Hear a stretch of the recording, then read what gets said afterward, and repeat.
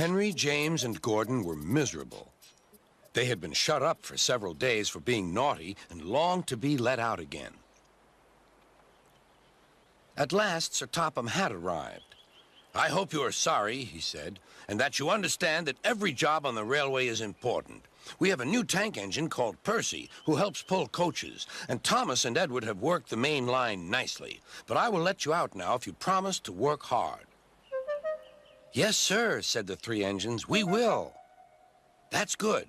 But please remember that this no shunting nonsense must stop."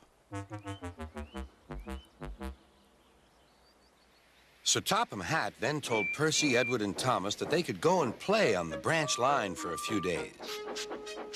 And they ran off happily to find Annie and Clarabelle at the junction. The two coaches were very pleased to see Thomas again.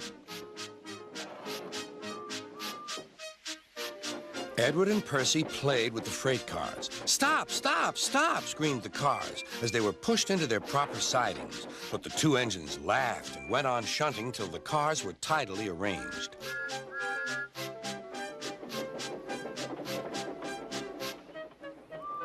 Next, Edward took some empty cars to the quarry. Percy was left alone. He didn't mind that a bit. He liked watching trains and being cheeky to the other engines. "Hurry, hurry, hurry," he would call, and they got very cross.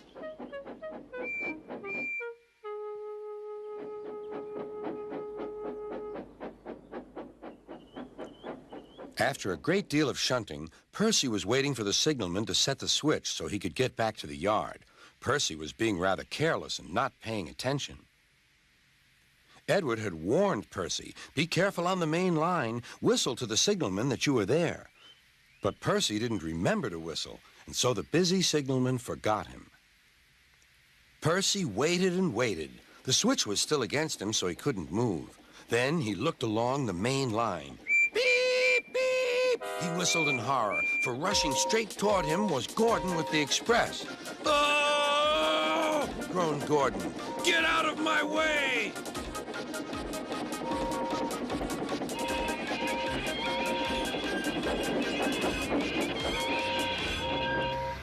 Percy opened his eyes.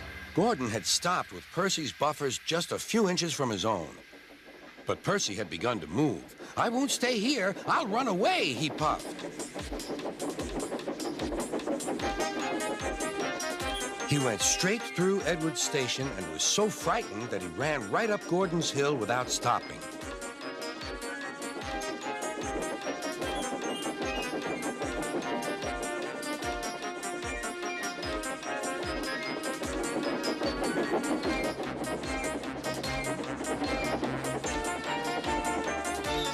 After that, he was tired, but he couldn't stop. He had no driver to shut off steam and apply the brakes. "I want to stop! I want to stop!" he puffed.